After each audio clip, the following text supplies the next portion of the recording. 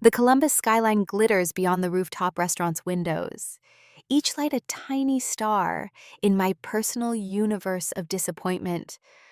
My heels click against the polished hardwood as I follow the hostess, the weight of the aged Cabernet steady in my hands. The card I spent hours crafting nestles in my purse, its edges crisp and perfect, unlike the mess my heart has become. Right this way, Ms. Henderson. The hostess's voice carries the practiced warmth of upscale service. She guides me toward the private dining room I selected 3 months ago, when hope still colored my world in softer shades. I smooth my dress, a careful selection that cost more than I usually spend. The fabric whispers against my skin as I move, a quiet reminder of all the times I've dressed up for family occasions, seeking approval that never quite materializes. The private room opens before us like a stage set for a play I've performed too many times. Crystal glasses catch the light from artisan fixtures I chose myself. The table settings gleam, each plate precisely positioned on the crisp white cloth. 20 pairs of eyes turn toward me as I enter. Logan's gaze meets mine, cold as February frost. My brother raises his hand and my steps falter. "This table's for family only, sis." The wine bottle grows heavier in my grasp. Blood rushes to my face as he gestures toward a metal folding chair near the exit, set apart from the celebration like a dunce seat in grade school. Silence spreads across the room like spilled wine. Mother's lips twist into her nervous smile, the one that appears whenever she's choosing Logan's side. Father chuckles, the sound hitting me like small stones. Bailey, Logan's fiancée, glances between us. Confusion flickers across her features, but she says nothing. Her silence speaks volumes about the stories Logan must have told her. My fingers tighten around the bottle's neck until my knuckles match the tablecloth. The room tilts slightly, and memories flash through my mind like an old slideshow, covering Logan's rent when he couldn't make payments, co-signing his car loan, paying for the trade school program he never finished. The engagement gift in my purse suddenly weighs 1,000 pounds. A vintage watch I found at that little shop in German Village, the kind Logan always admired but never saved up to buy. The irony tastes bitter in my mouth. Without a word, I cross to the folding chair. The metal creaks as I sit, a discordant note in the symphony of fine dining. The wine bottle finds a home beside my purse on the floor, its deep red contents unlikely to ever grace their glasses. Mother's gaze skitters away when I meet it. I hold my spine straight, refusing to slouch despite the chair's awkward angle. The conversation around the table resumes, voices too loud, laughter too bright. Logan commands the room like a conductor, his hands gesturing as he tells another story about his latest business venture. Mother and father lean forward, entranced as always by their golden child. Bailey's parents nod appreciatively at his description of the generous venue he selected for their daughter. The venue I researched for weeks after Bailey mentioned loving it during our only coffee meeting. The venue whose $900 deposit sits on my credit card, along with the carefully planned menu and wine selection. Waiters glide past my corner serving course after course. The aroma of truffle risotto wafts through the air, but no plate appears before me. I sit unacknowledged, a ghost at my own party for 90 minutes that stretch like years. The dinner winds down as coffee and dessert plates are cleared. My legs have gone numb from the folding chair's unforgiving metal, but I haven't shifted once. The waiter approaches with a leather folder, hesitating as his eyes move between the main table and my corner. "Ms. Henderson." His voice carries a note of uncertainty. "We have your card on file for the deposit." I rise slowly, feeling the weight of 20 gazes once again. The leather folder contains a bill for $4,130, more than I make in a month at my nonprofit job. Logan's smirk appears familiar, as an old scar, confident in the knowledge that his responsible big sister will handle it. Just like always. Mother half rises her smile, hopeful. "Megan, honey, you can just put it on your card. We'll sort it out later." The words hit me like a physical blow. "We'll sort it out later." The same promise I've heard for 20 years through college loans and medical bills, and every financial crisis that wasn't quite urgent enough for anyone but me to solve. I look at the leather folder. then at the family that decided I wasn't good enough to sit at their table. My hand doesn't shake as I reach for my purse, and for the first time in my life, I'm not sure what I'm going to do next.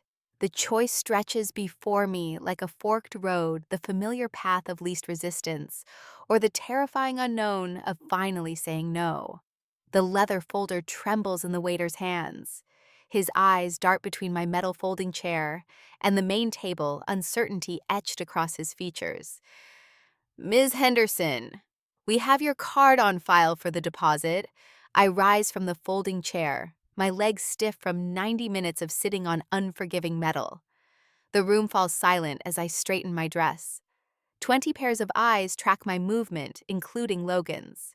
His lips curl into that familiar smirk, the same one he wore when he told our parents I'd volunteer to co-sign his car loan. Mother half rises from her chair, wine sloshing in her glass. Megan, honey, you can just put it on your card. We'll sort it out later. Later. The word lands like a slap. 20 years of later stack up behind my eyes, college loans, medical bills, every financial crisis that wasn't quite urgent enough for anyone but me to solve. The leather folder contains a bill for $4.30, more than I make in a month at my nonprofit job. My fingers brush against the vintage watch in my purse, the one I'd carefully selected for Logan. The perfect engagement gift, now a perfect joke. I was told this wasn't the family table. My voice carries across the silence, steady and clear. I won't be paying for a party I wasn't invited to be part of. Bailey's father pushes back his chair. Wait. His face reddens as he looks between Logan and me. Megan paid for this venue. Logan's smirk vanishes. She just put down the deposit. I was going to pay her back. A laugh bubbles up in my throat, sharp and unfamiliar. I selected this restaurant because Bailey mentioned loving it during our coffee date. I paid the $900 deposit. I arranged the menu tasting. I selected the wine pairings. Bailey's hands fly to her mouth. The confusion in her eyes shifts to something harder as she stares at Logan. You told me you arranged everything. You said it was a gift to my parents. My brother's face drains of color. The room spins slightly as 2 decades of swallowed truths rise in my throat. I selected this venue 3 months ago, made sure they could accommodate Bailey's mother's dietary restrictions, chose these light fixtures because Bailey loves artisan glass. My voice doesn't shake. But apparently, I'm not family enough to sit at the table. The silence spreads like spilled wine across white linen. Father's fork hangs suspended between his plate and mouth. Mother's nervous smile has vanished. I collect my purse and the unopened bottle of Cabernet. My heels click against hardwood as I walk toward the exit head high. The sound echoes through the private dining room like a metronome counting down the seconds. The door closes behind me with a soft click. Through the heavy wood, I hear the explosion of voices. Bailey's father's deep baritone rises above the chaos. You lied to my daughter. My phone buzzes before I reach the elevator. Logan's name flashes across the screen. How could you embarrass me like that?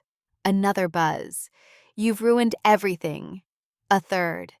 This is why we don't include you. The elevator doors slide open. Inside, my phone chirps with a voicemail notification. Father's voice fills my ear. Your mother is crying. I hope you're happy. I step out into the cool October air just as Bailey's name appears on my screen. My thumb hovers over decline before I answer. Megan. Her voice trembles. I need to know something. Did you really refuse to help with the wedding planning? Logan said you wouldn't return my calls. My laugh sounds hollow in the empty street. I have the email thread where I sent him venue options, the screenshots of texts asking when you were free to meet, the receipt for the deposit. He told everyone he paid for the venue himself, said it was his gift to my parents since they're covering the flowers. Bailey's voice cracks. What else has he lied about? Would you like the spreadsheet of money he's borrowed since college or just the past year? Silence stretches between us. Then, I can't marry someone who treats family this way. My heart twists, unexpected sympathy blooming for this woman I barely know. Bailey. No. Steel enters her voice. My father's pulling his venue deposit for the wedding. All $500 of it. Logan can explain to everyone why. The line goes dead. My phone lights up with a text from Mother. Logan needs you. Don't abandon your brother now. I opened my banking app, finger hovering over a specific account. The joint savings account I'd opened with Logan years ago, back when I still believed temporary help meant temporary. The remaining $800 glows on the screen, most of it deposited from my paychecks. The account name blinks at me, Family Emergency Fund. My thumb trembles over the close account button.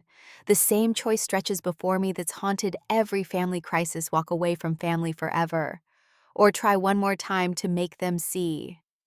Behind me, the restaurant's glass doors swing open. Logan's voice carries across the parking lot. "Megan, don't you dare leave that bill." I press close account before he finishes the sentence. I went home.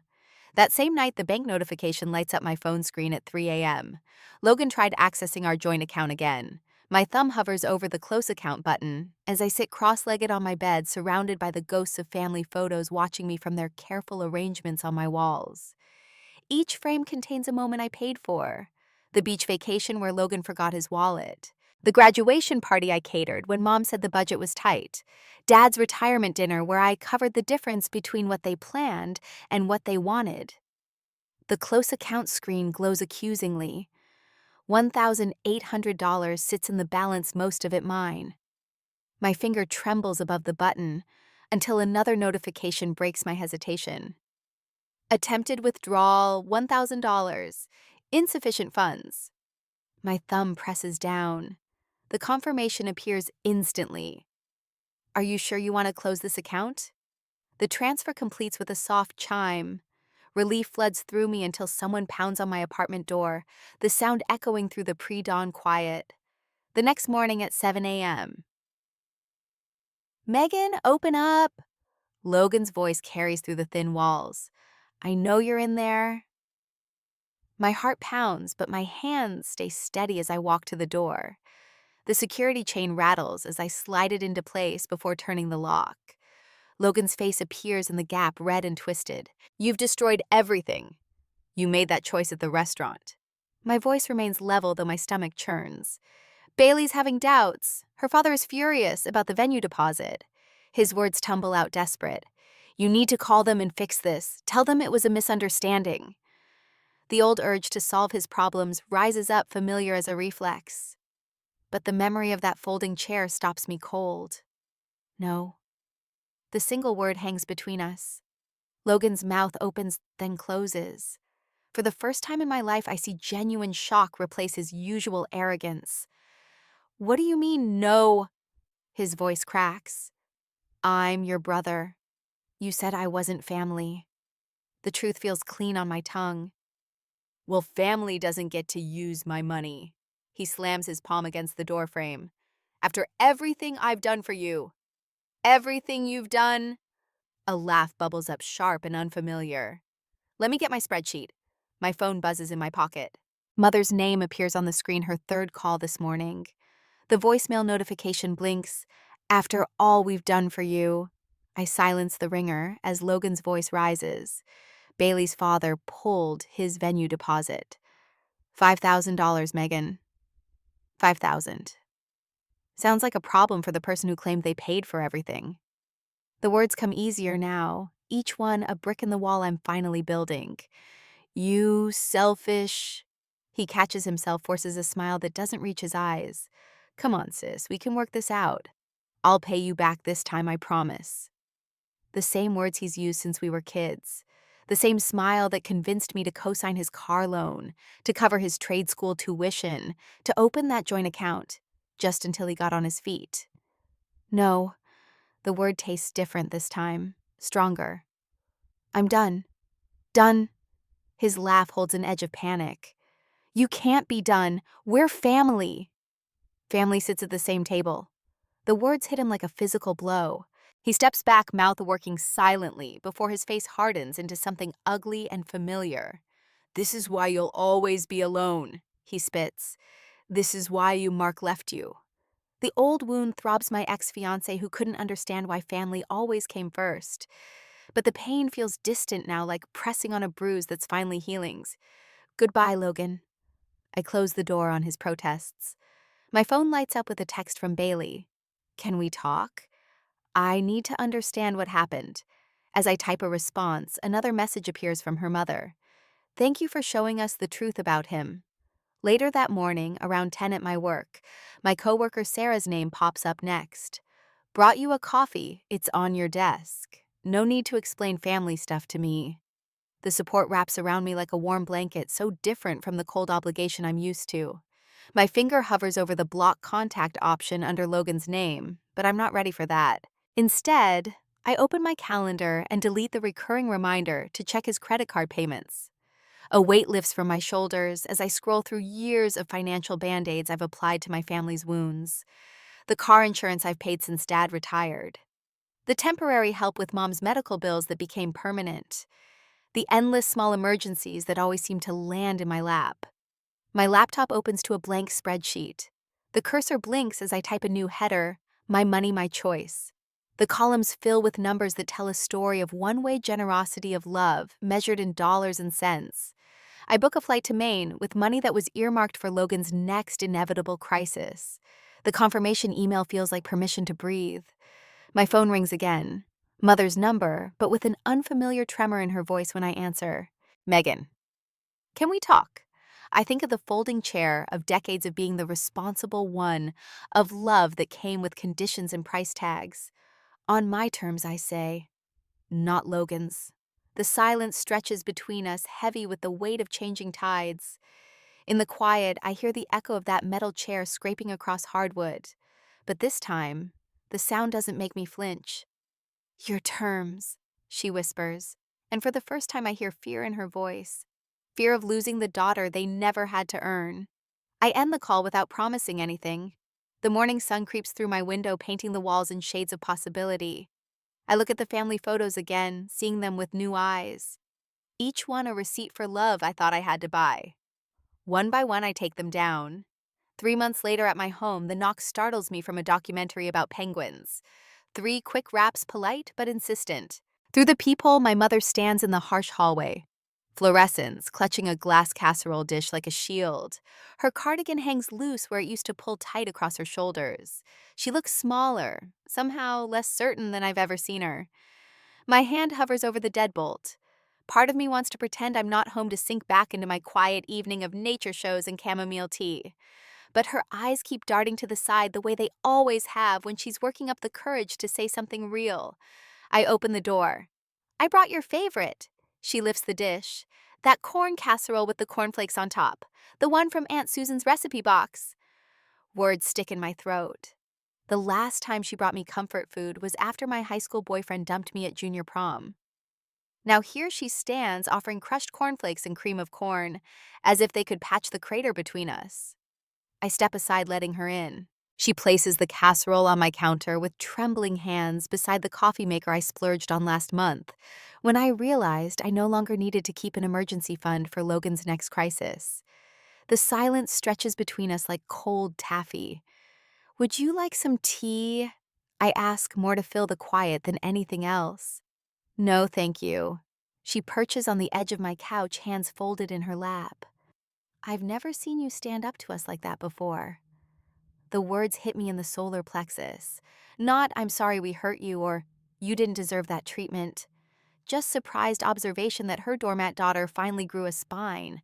I sink into my reading chair, letting the familiar leather catch me. Did Logan send you?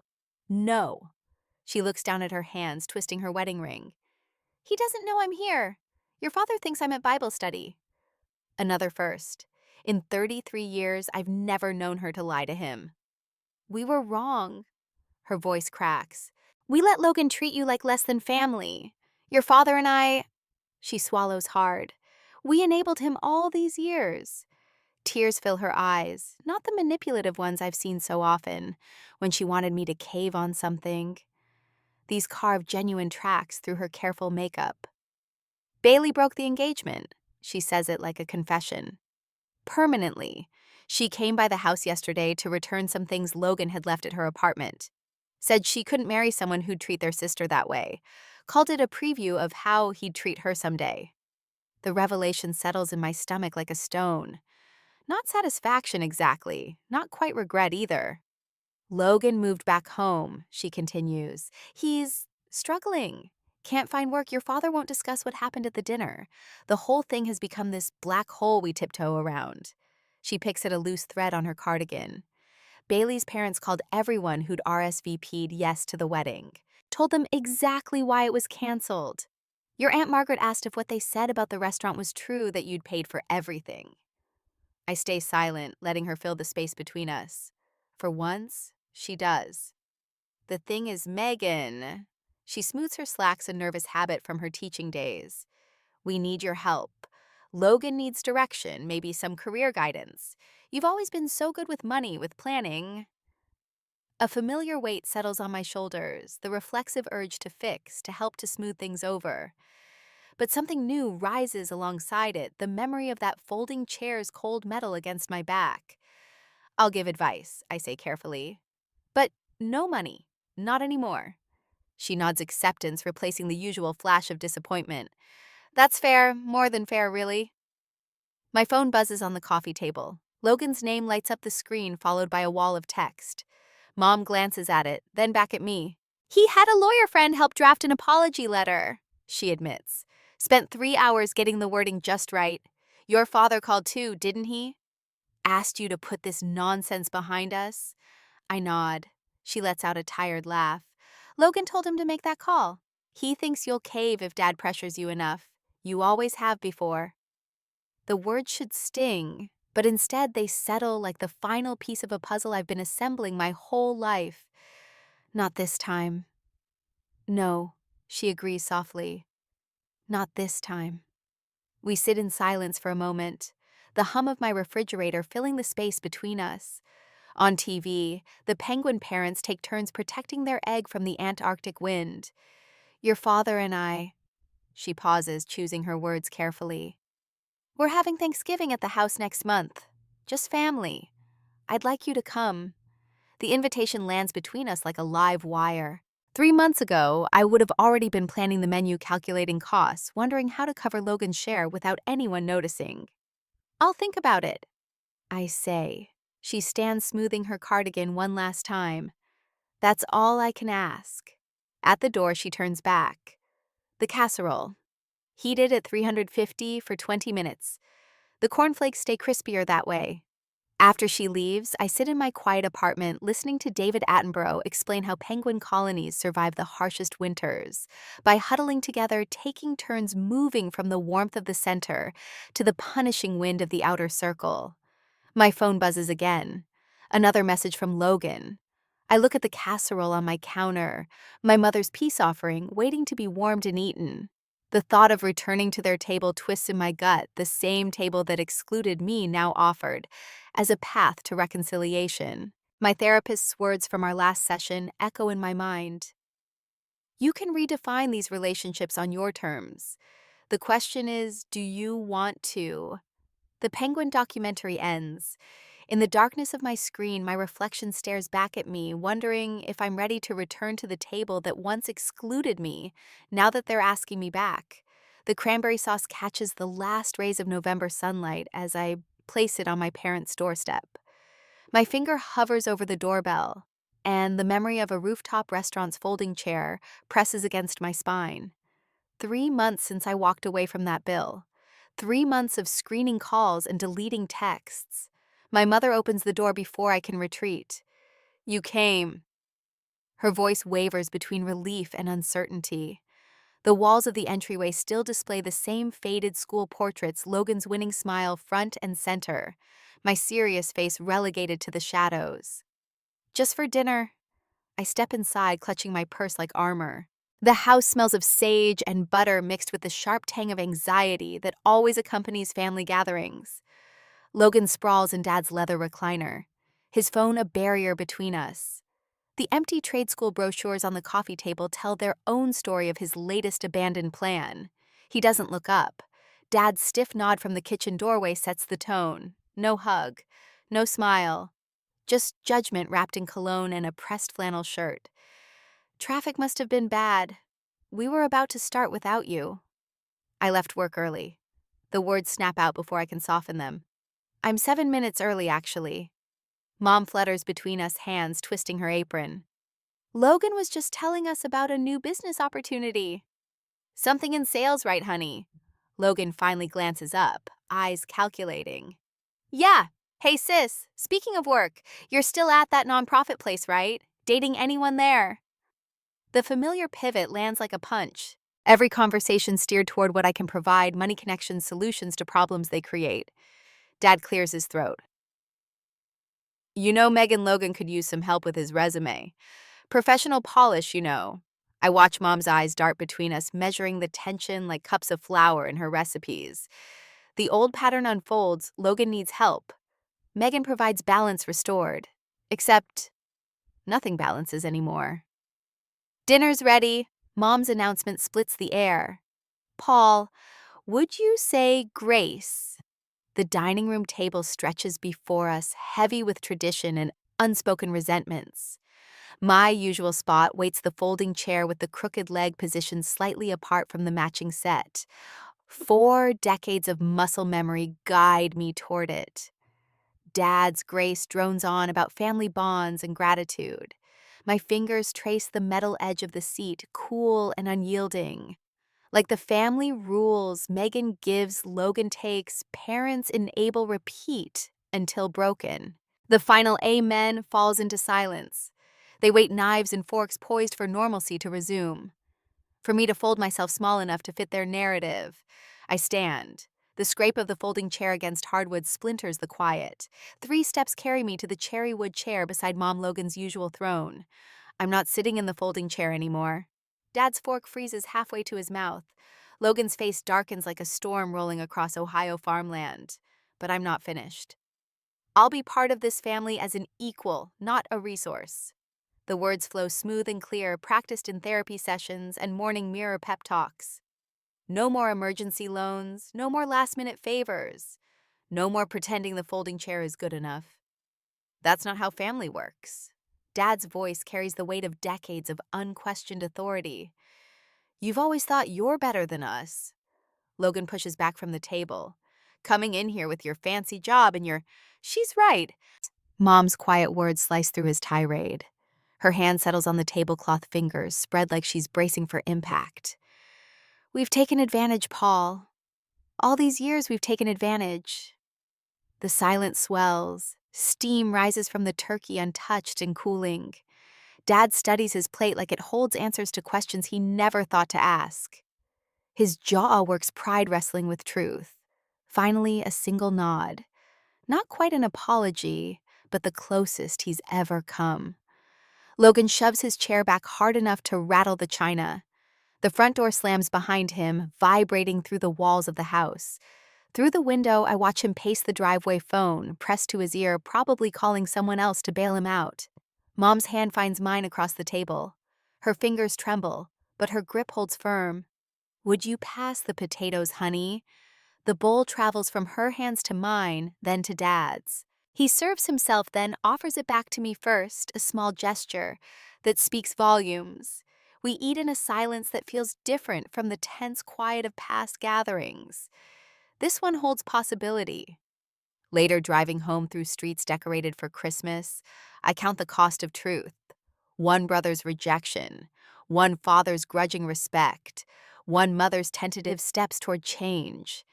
The math doesn't quite balance, but maybe it doesn't have to. The folding chair still stands in the corner of their dining room, but I won't be sitting in it again.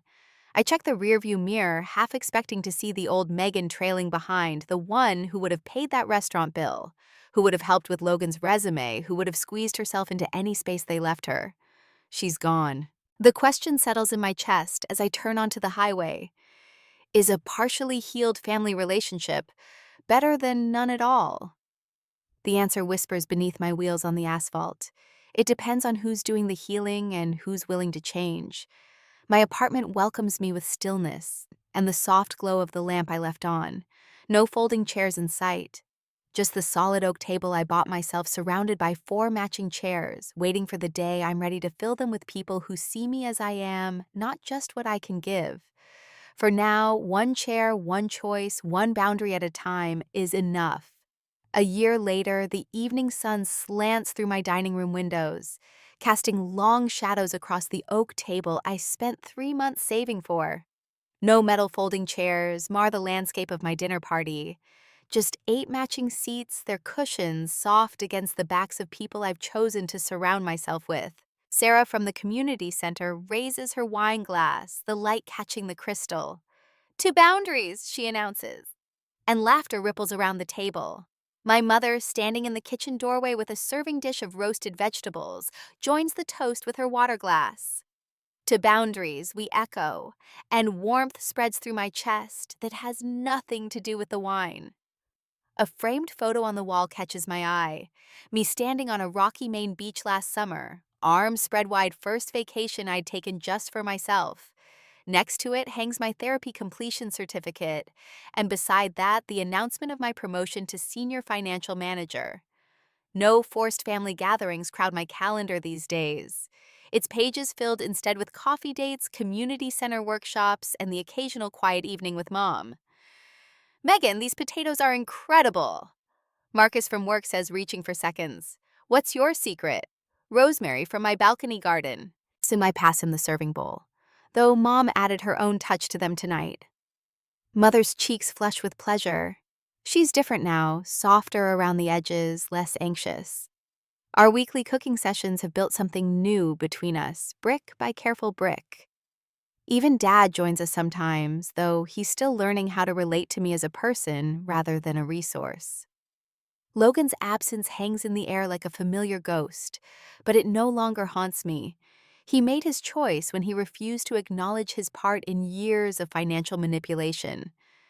The peace I've made with his absence feels like setting down a heavy suitcase I'd carried too long. The mail slot clicks, and Martha, my elderly neighbor, appears in the entryway waving an envelope. Special delivery came late today, dear. Thought you might want it. The cream-colored envelope bears Bailey's return address. Inside, an elegant wedding invitation nestles against a handwritten note. You showed me what real integrity looks like. I'd be honored if you'd attend. My hand doesn't shake as I check the attending box, no +1 needed.